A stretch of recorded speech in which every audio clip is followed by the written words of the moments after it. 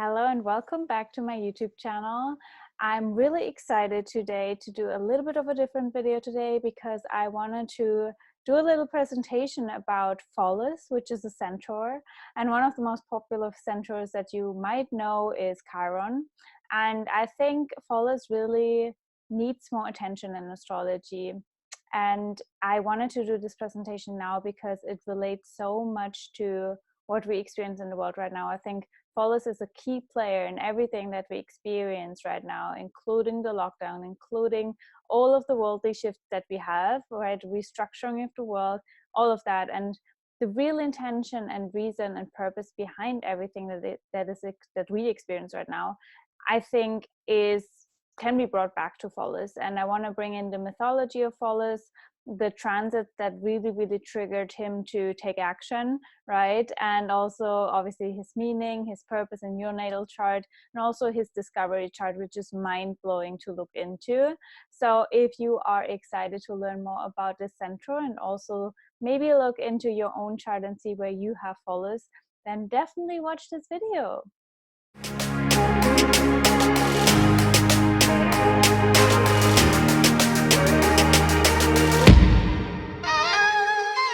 So what I will do for the start is to share my screen so you can see the presentation that I have prepared for you, where we will dive deep into Pholus. So this right here is Pholus symbol, as you can see right there. That's the symbol for Pholus, and it already reminds us, I think, of Chiron, because Chiron looks like a key and it looks really similar, but obviously they have a pretty close relationship, but also it looks a little bit like Pluto, and it brings us already into the meaning of Pholus and what it represents in astrology.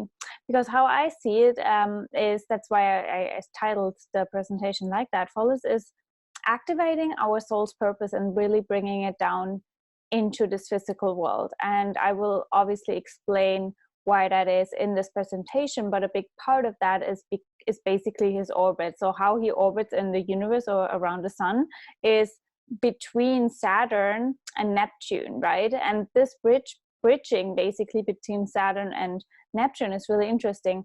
And you can almost see Pholus as the bridge between Neptune and Saturn, which Neptune is this, the spirit realm, the universe, the cosmos, everything, right? And then you have Saturn, which is the structures of our 3D world here on Earth, right? And then Pholus is bridging that gap to a certain degree. And we have to understand how he does that and how he activates that in the current situation of the world. And that's really interesting. So before we dive into the charts, I wanted to give you an overview about the vibration of Pholus. I always like to explore the archetypes, but also the planets and the asteroids, everything. It's just energy at the end of the day. So I want to explain to you the energy of Pholus so you can feel into the energy yourself and come up with your own interpretation, maybe as well, your own embodiment and understanding of what Pholus represents in your life as well, and how you see him. So the key themes and the mythology of Pholus, I have it written down right here. Pholus was discovered on January the 9th, 1992, and we will look into his discovery chart in a second. But some keywords for him is fair, gentle, and wise. And the mythology behind him was basically he was the centaur that was really protecting the wine, right? And on one day, for some reason, the wine got open, so he uncorked the bottle, so to speak, because Hercules basically wanted him to, serve the wine, and he was really hesitant, but then he decided to do it in order to do him a favor. And then all of the centaurs got intoxicated by this wine, right? Because Pholus unbottled it, and he was basically giving into the pressure of someone who had more power over him, right? The authority figure in the village, so to speak. And apparently all of the centaurs then got a little bit crazy with all of the wine involved and the intoxication of the wine too. And then Pholus wanted to protect them and save them and put the wine back. And Hercules didn't want that, and Chiron was apparently also involved, wanted to save everyone, obviously the healer. But yeah, basically Hercules didn't like that, so he decided to shoot after them. So Hercules shot after them, and Pholus then wanted to save all of the other centaurs. I mean, there are two sides to the story. In one, Hercules basically killed Pholus straight away, and the other one, it was that Pholus was shot in his heel, and he still tried to save the other centaurs, because some of them were able to run away and some of them weren't. But apparently then Pholus got killed because one of the arrows basically also attacked him, and then he got killed because he is mortal. So that's the story behind that. It all started with him uncorking one of the bottles of wine that he wanted to protect, and because of that, again, the overindulgence and everyone got mad.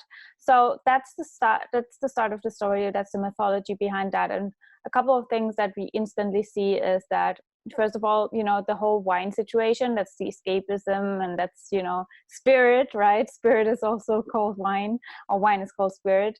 That's really, really Neptunian. And also the self-sacrifice of Pholus in that scenario, and also like the giving in, and, you know, the wanting to sort of like please people even.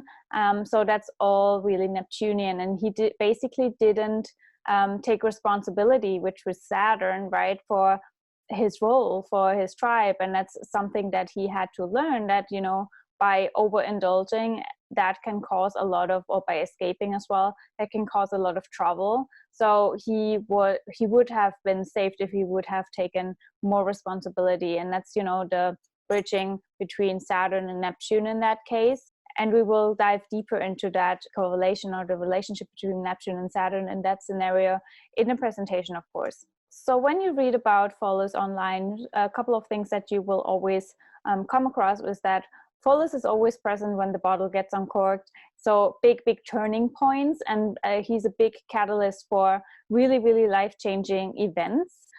For things that, you know, trigger events, and a couple of events that create a ripple effect where afterwards nothing is the same anymore. And I think, I mean, if that's not already the situation of the world right now, then I don't know what is, right? It's a big catalyst. And again, it's this bridge between Neptune and Saturn obviously rules the structures of our world, right? So it's interesting. And Neptune is like our connection to the divine, to the universe. And that's where right now we really investigate, or we really wonder how we can structure the world, right? That is more in alignment with why we actually came here, right? So many people wake up and have this spiritual awakening situation right now, or scenario, or realization that, you know, their purpose is so much bigger than having a 9-to-5 job, for example. So we really question our worldly life, right? And to a certain degree, I think Pholus is also preventing us from escaping our soul's purpose, but also from escaping this physical world. So it's really bridging the gap between understanding that we are you know, infinite soul having a human experience here on earth, but then also not just escaping the responsibility that we have by incarnating into this physical world too. So we have to see both sides of the story, and I think that Pholus is a big catalyst for that. So how I feel the vibration is really like the responsibility to live in alignment with our soul's purpose. So it's really bridging the gap between being a spirit, right, being soul, being connected to the universe, but still taking responsibility here on this physical earth. And this right here is Pholus discovery chart. I mean, I'm German obviously, but I actually only found the German discovery chart. So I just took that. So don't mind the German explanation right there, but I will translate everything in English, of course. So that's Pholus discovery chart. As I said before, it's January the 9th, 1992. And a couple of things that instantly blew my mind were, first of all, he is a Capricorn, right? 18 degrees of Capricorn is the sun. Pholus was at 0 degrees of Leo, so that's really leadership and, you know, special destiny, purpose, and I mean the brightest light, that's the sun. The sun rules Leo, so that's interesting. But again, like, he's a Capricorn sun, Scorpio rising, so there's the link to Pluto as well, and a Pisces moon, which is again the link to Neptune. So that's really interesting. But what's more interesting is then that also Pluto is in the 1st house. So that's really, you know, us transforming self-image as well. And another really interesting thing is that Mercury, right, and Mars are at the galactic center on that day. So that's, I think, really, really mind-blowing. A couple of reasons for that we will cover in the charts later on as well. But Mercury and Mars on top of the galactic center, that's definitely the connection to the divine, right? It's definitely the connection to our purpose as well, and to our truth, which is all ruled by Sagittarius, right? And then we have Venus in Virgo, which I think is the, you know, the link to healing, the link to Chiron as well, and the link to, because it's also the 11th house. So I think the really, you know, healing humanity, healing our future, healing all of that, that's that Jupiter there is really making that bigger and amplifying that. So how can we improve our day-to-day life even? It's also ruled by Virgo, in order to live more in alignment with soul, spirit, the universe. I think that's a big, big story right there with Jupiter in Virgo in the 11th house. And then Saturn is on the IC, right, and in Aquarius. So Pholus actually has a Saturn return coming up, which is interesting too, right? At 9 degrees of Aquarius, and obviously we have a lot of Aquarian energy as well right now. We had Mars there right now in this moment, and we also have Saturn ingressing into Aquarius as well. So that's all really interesting. We will look back into the discovery chart in a moment, but I mean, what you can instantly see is that he also has a North Node in Capricorn. He has Neptune and Uranus and the Sun in Capricorn. And what did we have the last couple of months? So much fucking stuff going on in Capricorn, right? So all not a coincidence, not a coincidence. And the more synchronicities you see, the more you know that the universe is really working in our favor right now. So next up, oh yeah, I have the trinity of your soul purpose. I see in Pholus, Pluto and Chiron. Pluto always is the soul, right? It's always the death and rebirth experience that we have. And Chiron is immortal and Pholus is mortal. And I think that's really interesting to observe. And a little fun fact about why I even came across Pholus in the first place right now is because I looked at a couple of asteroids in my chart, and then I realized that I have Pholus on top of my Chiron. So both Pholus and Chiron are at 13 degrees of Leo in my chart. I'm also born 1992. And I wanted to know what Pholus was all about because it's so close to my Chiron, and that's also conjunct my Sun. And then I realized, wow, Pholus is a really interesting centaur to look into, asteroid, however you want to call him. And obviously then you also see like the synchronicities in the symbols as well. And the way I see it is, you know, Chiron is bridging the gap between Saturn and Uranus, right? And it's also really liberating and the key to liberating us as a human as well, and the key to find out how we can heal humanity, how we can heal ourselves, and how we can find purpose through healing. And Pluto is that rebirth anyways. It's the soul's deepest desire to transform something really significant in this lifetime, in every incarnation. And then you have Pholus, which is mortal, which is really reminding us that we have to take responsibility for our purpose, right? That we have to do things in order to live in alignment with our soul's purpose, but still are here grounded in this physical world. So it's bridging the gap between Neptune and Saturn, as I said before. And it's interesting how both Chiron and Pholus almost deliver information to Saturn to help us structure the world, right? To help us really, really manifesting our soul's purpose, the Pluto desire, so to speak, into this physical world. And that's really interesting. And both of them, Chiron and Pholus, have a really strong healing capacity, not just for themselves, but also for humanity. So it's taking responsibility for humanity as well. I wanted to bring up a couple of charts, and never mind that Pholus is not in the charts in itself, but I have written down because I looked at the ephemeris where Pholus was that day. And the first date that I wanted to look into was the solar eclipse that we had in December, because Pholus was at 2 degrees of Capricorn for that eclipse. And as you can see in the chart, that was conjunct the Sun, the Moon, and also Jupiter. And that's really mind-blowing. And at the same time, when you remember the discovery chart of Pholus, his North Node is 9 degrees of Capricorn. So it was a North Node, or like a nodal flip basically, for Pholus that day. And then his Saturn is at, I think, 6 degrees of Aquarius. So that's where Venus was that day. So there are a lot of synchronicities already. And then also you can see that Mars is at 24 degrees of Scorpio, and that's Pholus Pluto is 22 degrees of Scorpio. So he was definitely highly activated for that eclipse. And eclipses are always triggers that really amplify big events for the next 6 months. And when you look back into the description of Pholus, he's a catalyst in itself too. And by the way, I also just realized that Mercury was almost a Mercury return for Pholus as well, because his discovery chart has Mercury at 29 degrees with Mars. So, you know, a lot of synchronicities right there for Pholus that day. And as I said before, eclipses are big energy portals in themselves. And when you think of Pholus as a catalyst for big events that trigger a lot of ripple effects, so to speak, and after them, nothing is the same anymore. I think this eclipse in December already started that. We all knew that there was something in the air. We didn't really see what it was, because Neptune is in Pisces. We didn't really see through, you know, the clouds and the illusions and all of the things that we were presented, and a lot of things that were not really communicated as well.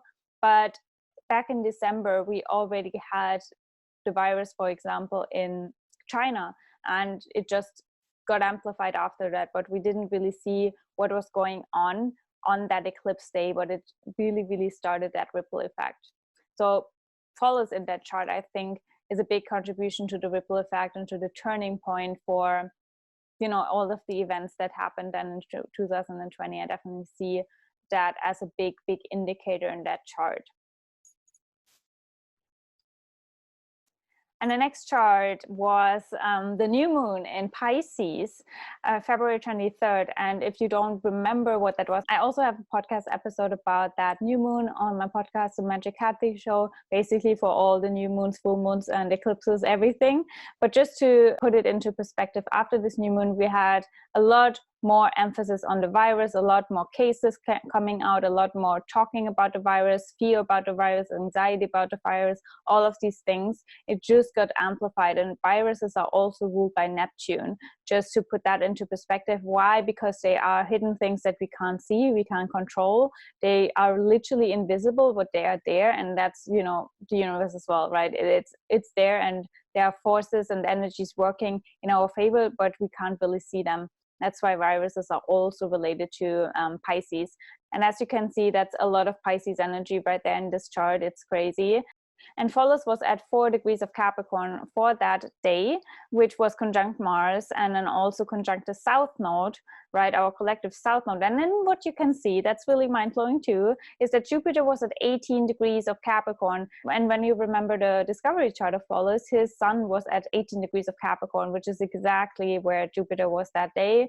And then his moon was at 6 degrees of Pisces, which is where the new moon basically happened. It was at 4 degrees of Pisces. And then you can see that the sun right there in Pisces was sextiling Mars and the South Node, right? And that's exactly the orbit that Pholus has, right? The bridging the gap between Saturn and Neptune, which is Pisces and Capricorn in essence. So that's really interesting. And Jupiter was also sextiling Neptune in that chart too, because Neptune was at 70 degrees of Pisces, and Jupiter, as I said before, at 18 degrees. And it almost feels like, when I look at that chart, as if Pholus gives Mars the instructions almost to then really help us move away from these outdated security structures that we have, and these structures that we have in the world at large, because the South Node in Capricorn is exactly that, to restructure the world, right? That's also something that started obviously with the Saturn-Pluto conjunction. Yeah, and we want to move away from that, and we really want to move away from our comfort zone, the comfort zone that is really an illusion because it's not in alignment with our soul. And again, Pholus creates that ripple effect, that triggering event that forces us to take responsibility for our true soul calling, right? The purpose that we have in this life. And because we are so off alignment, we have to have these ripple effect, these crazy turning point, these catalyst event, these really crazy things where after them, nothing is the same anymore. That's the imprint of Pholus, to trigger events that cause ripple effects that basically cause the world to completely change, right? A turning point. Nothing is the same anymore. And that's exactly what happened after this new moon. So it's mind blowing, I think. And what I say about, or how I feel the vibration of Pholus is just like this grounding, or this bridging the gap between, and I keep repeating myself, but I think it's so important to understand, you know, and that's also the sextile between the natural sextile, I should say, between Pisces and Capricorn. It's how can we integrate our soul's purpose on this physical world, or into this physical world, right? How can we not be spaced out, not escape, not be too caught up in the spirit realm and into I'm ascending? How can we bring it down to earth, and how can we structure the world in alignment with our purpose? That's a big story right there that Pholus was triggering in on that new moon. And it's a new moon in Pisces, we can't forget that, right? New moon is always like start of something new, right? New intentions. And in Pisces, it's really how can we create something new, how can we create a new world even that is in alignment with our soul's purpose. And Pholus was really working on that south node that day. Then after that, straight after that, we had Pholus and the full moon in Virgo, which is obviously still Pisces season. So the sun was at Neptune that day, and Pholus was still at 4 degrees of Capricorn. Now the conjunction with the south node right here is exact, right? And Mars is on the discovery sun of Pholus as well that day. Really interesting. And Jupiter is in Virgo, and Pholus discovery Jupiter is in Virgo too. And then we had the moon in Virgo, right? And that full moon in Virgo really triggered a lot of, you know, lockdowns, a lot of more restrictions, and more, I guess, realizations about the virus and how it's all affecting us. And a lot more countries were locking down, and the restrictions got more and more. So all of a sudden it got really intense. And I think Pholus on that south node was really the trigger for that, where, you know, now it's over, now we have to move away from that. Now there is no turning back. We have to restructure the world. It's not working anymore. And that's exactly what happened. It was a really triggering full moon, where a lot of people got concerned about health, got concerned about, you know, hygiene and all of that, which are all Virgo themes. And it caused, you know, us to completely revamp how we live our day-to-day life, right? Ever since we have all of these restrictions, a lot of people are more concerned about, you know, washing your hands, of course, hand sanitizer, masks, and all of that. And so I see that full moon as a big cataclysmic event, where after that it definitely changed everything. You know, the new moon was the build-up, and it was already a little bit triggering. We knew that there was something in the air, but then the full moon in Virgo was completely, now it's over. Like now the bottle is really uncorked, and now, you know, the world won't be the same anymore. Now we have to really restructure it. So one thing that I find really interesting when I looked at the ephemeris of Pholus was that first of all, his retrograde cycle is from March 31st, approximately mid-September, and it goes back to 1 degree of Capricorn. And as you can see, all of the eclipses that we have this summer, which are 3, June 5th, June 21st, and then in July 5th, so it's 1 month of the eclipses basically. For the summer eclipses, so to speak, we have Pholus retrograde, and at 3 degrees of Capricorn and 2 degrees of Capricorn. And then we have Pholus direct again for the winter eclipses, and also at 2 degrees and 3 degrees. So that's really interesting. And I have the eclipse charts here for you. First of all, I think that's the most significant of all of the eclipses. It's the solar eclipse on June 21st, first of all, because solar eclipses are the most potent ones, because the sun and the moon are together on the node, right? And that's really intense. I mean, that eclipse in itself is so intense because it's at 0 degrees of Cancer as well. It's the north node opposite the galactic center, which is interesting. If you remember, that Pholus, Mercury, and Mars was at the galactic center, so that's interesting. And Pholus is at 3 degrees of Capricorn retrograde for that eclipse, which you would think is not a big deal because it's not really conjunct anything or whatsoever. I mean, it's technically conjunct the north node at the south node, but it's also opposite all of the sun and the moon. So that's really interesting. It's creating a lot of tension right there. And then we have Saturn at 0 degrees, and all of these 0 degree points, and remember that Pholus was discovered 0 degrees of Leo. These 0 degree points are always really significant if you have them in your natal chart, but generally they are really potent. And one thing that I think is really significant to remember is that Pholus for this eclipse, and it's eclipse in Cancer, it's a solar eclipse in Cancer, and Pholus is at this exact same degree point as the January eclipse, which was also a Cancer eclipse, but a lunar eclipse. So that's interesting, right? Where it's the same fucking degree point, where he's really still working at the 3 degrees of Capricorn, really helping us to restructure the world in it. And we have to remember it's the early degrees of Capricorn. So maybe he just started to create this ripple effect, and maybe while he travels through Capricorn, it's still, you know, he will still trigger a couple of more events. Who knows? I don't know. It will be interesting to observe that for sure. And Jupiter, Saturn, and Pluto are retrograde in that eclipse too. And then obviously Pholus is retrograde too. So everything in Capricorn is basically retrograde, right? That's an inner process that we have to also face. It's really internalizing all of the transformation and giving us an opportunity afterwards to move forward and to restructure the world with all of the realizations that we have. And also retrogrades I see as a big turning point in regards to we have to do things differently. So it's really helping us to see what we have to do differently if we see it, if we open ourselves up to that. So that's definitely something that I just wanted to bring up here. And I think because it's an eclipse again, and it's also closing that eclipse cycle from January, and also bringing it back to the December eclipse where Pholus was really a triggering point too. So he's definitely triggering a lot of cataclysmic events and a lot of domino effect, so to speak. So I'm curious to see how he will work furthermore with this eclipse. But I just think it's fascinating to see that, you know, we have a lot of turning points right now, and he is the center of turning points, of events that change the world,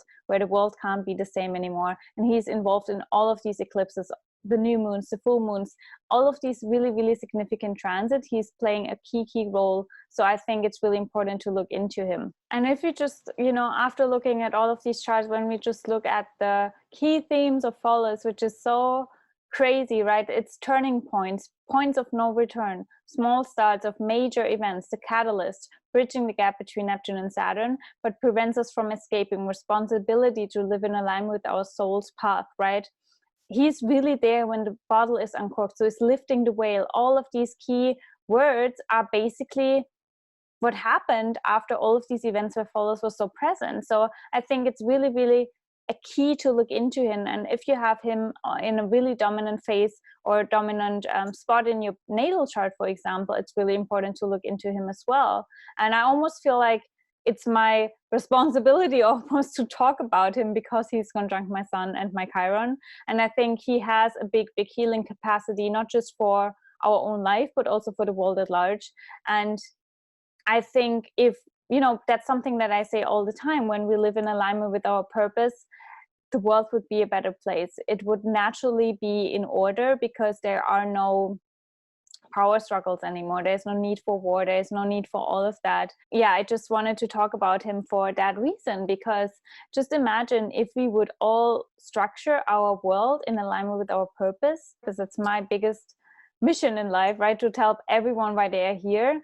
And the universe is so intelligent and so smart that it equips us with, you know, everything that we need if we are willing to hear it, if we are willing to really listen to that. And I think it's amazing that we have more and more people waking up to that realization, that we have this incarnation for a specific reason, that we are here to fulfill our soul contract. And if everyone follows their soul contract and takes responsibility for that, right? That's soul contract, Neptune. Responsibility for that is Saturn. How can we bridge the gap? That's Pholus in your chart. How can you do that? How can you find it out, right? How can you share your message, and how can you heal other people by doing your soul contract or by fulfilling your soul contract? And obviously a lot of things that are present in the world and how we structure the world are so off alignment with our soul contract. And that's why we have crisis. That's why we have things going on that are just corrupt or that are just against humanity, right?